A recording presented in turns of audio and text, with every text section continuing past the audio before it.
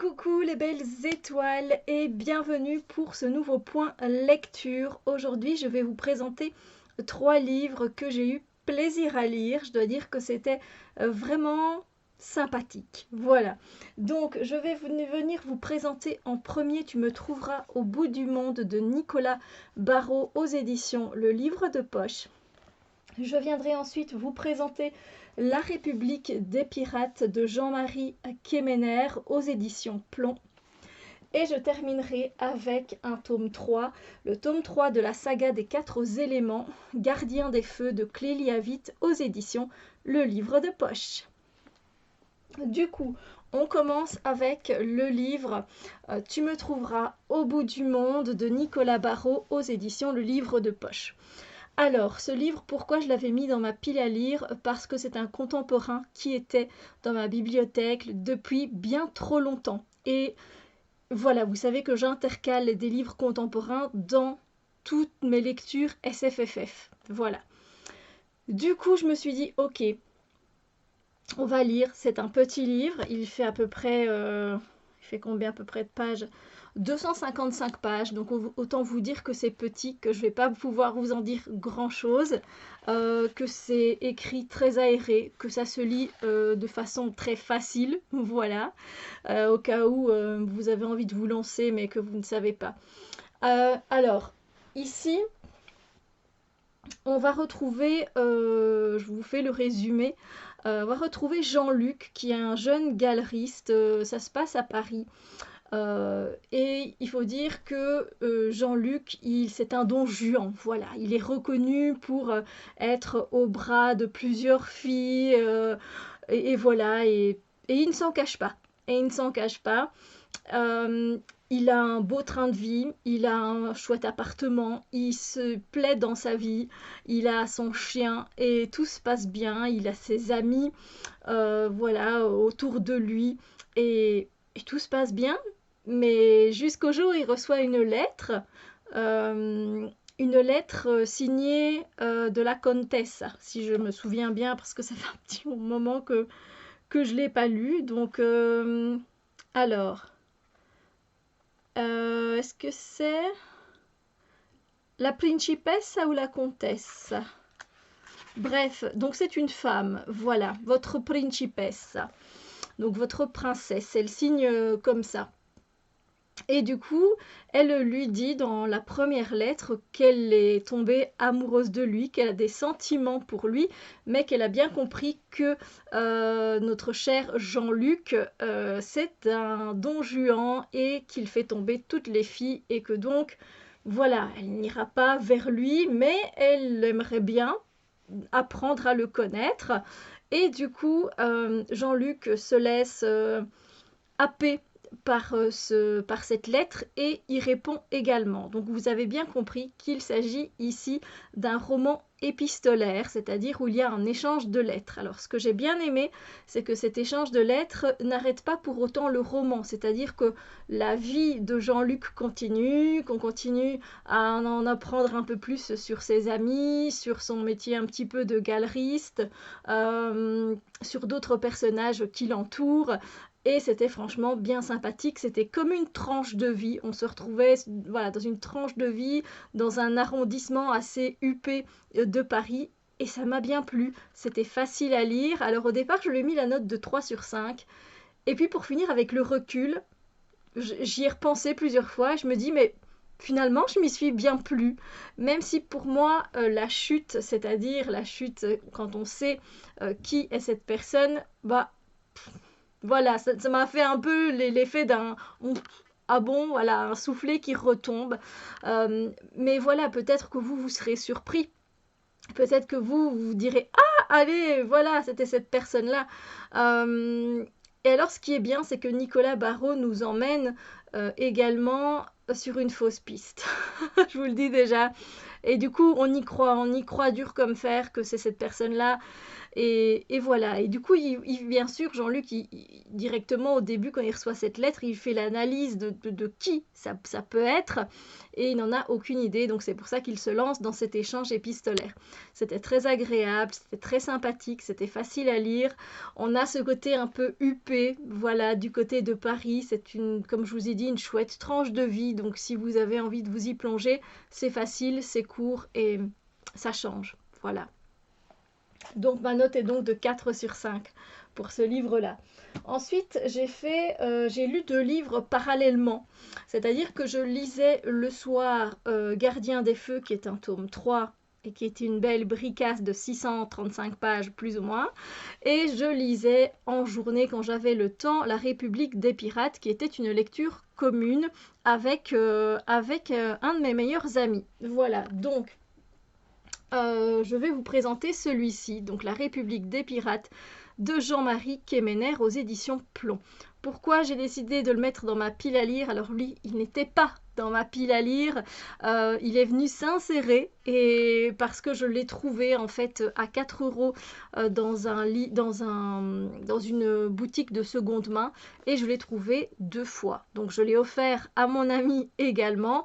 Et quand j'ai vu, voilà, que ça parlait de pirates, de Rackham, de la marine anglaise, il y a de l'amour, des combats, il y a de la magie africaine, des esclaves, des ouragans.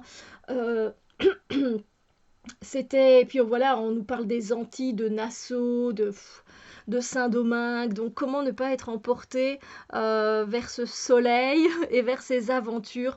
Et du coup, je me suis dit, ok, je pense que ça va vachement lui plaire. Et ben voilà, après on a décidé d'en faire une lecture commune et de lire 4 chapitres par semaine. Donc on l'a lu plus ou moins en un mois.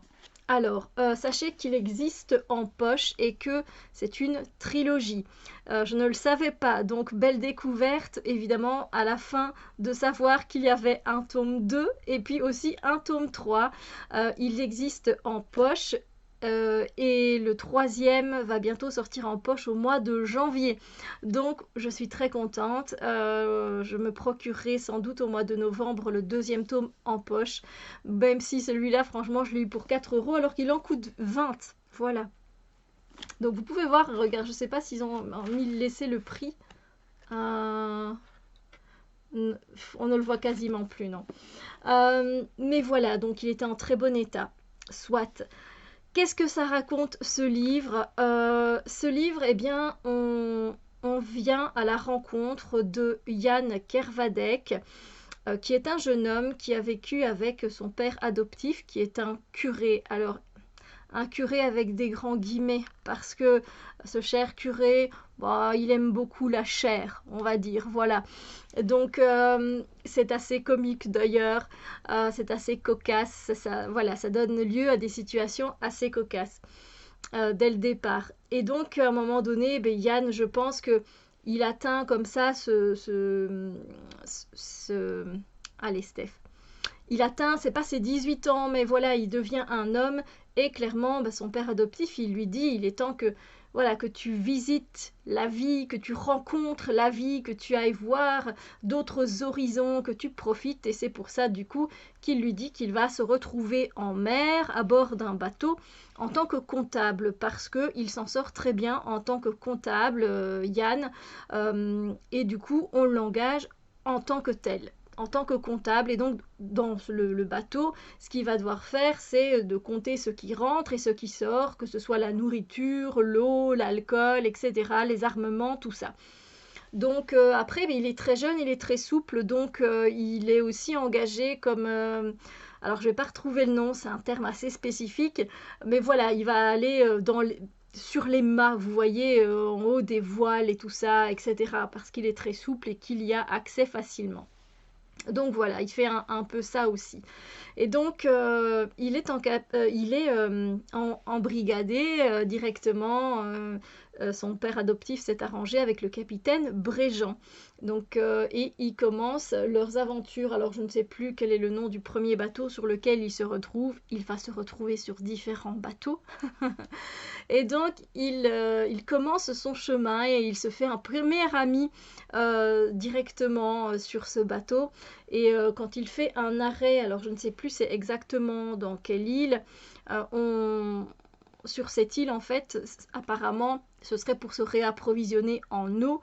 Mais évidemment, Yann, il est très curieux, il va un peu plus loin et il découvre qu'il y a des esclaves qui sont enfermés dans une grande cage, hein, je n'ai pas d'autre mot, avec des barreaux.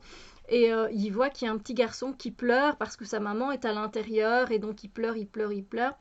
Et du coup, Yann, il en revient pas, il est choqué, et du coup ça, voilà, ça le prend en tripe. Et puis il y a la personne qui s'occupe des esclaves qui arrive et voilà, qui dit ne te mêle pas de tout ça, c'est pas tes affaires, nanana. Yann, il en a rien à cirer, il lui met un coup de poing dans la figure. Et il dit au petit de s'enfuir. Voilà, ainsi il peut rester sur son île, il ne se fait pas tuer ou quoi que ce soit. Mais voilà, malheureusement, il est séparé de sa mère parce que ils doivent amener des esclaves d'un point A où ils sont à un point B. Donc on voit directement donc, que Yann, il a un grand cœur. Et sur le bateau, d'ailleurs, à un moment donné, il va prendre des rations d'eau parce qu'il faut savoir qu'ils sont vraiment maltraités et qu'ils n'ont pas d'eau à boire tous les jours ou ce genre de choses. Voilà, qu'ils défèquent sur eux et donc que ça pue, que c'est voilà, ils sont enchaînés, ils ne peuvent rien faire.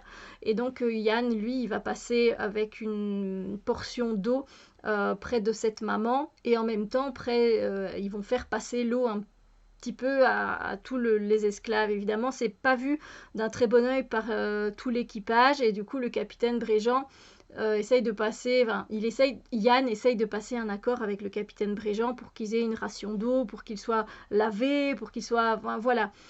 Et on voit donc que c'est un marin qui va pas devenir un marin comme les autres, spécialement avec cette soif de sang, voilà. Et puis, on va continuer ces aventures. Ce n'est que le début et je ne vais pas pouvoir vous raconter tout, évidemment. C'est vraiment le début, mais il y a comme ça que je peux un petit peu vous introduire l'histoire. Sachez qu'on va vivre beaucoup d'aventures. Sachez que vous allez vivre beaucoup d'aventures avec Yann, qu'il va rencontrer des personnages géniaux, qu'à un moment donné, il aura un petit spoil.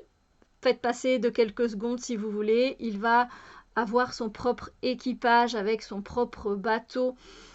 Et du coup, enfin voilà, l'équipage qu'il s'est formé, ce sont juste des personnages géniaux. Ils ont tous leur personnalité. Mon préféré, ça a été Finn, Finn qu'il rencontre un tout petit peu plus tard dans le roman. Finn qui est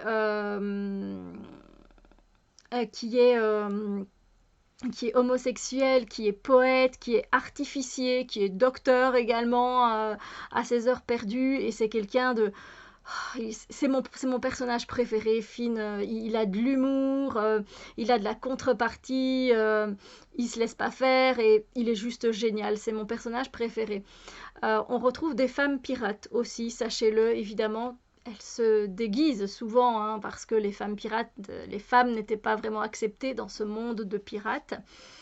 Voilà, donc on suit comme ça toutes des aventures. Il y a un peu de magie africaine également que je vous laisse découvrir. C'était génial.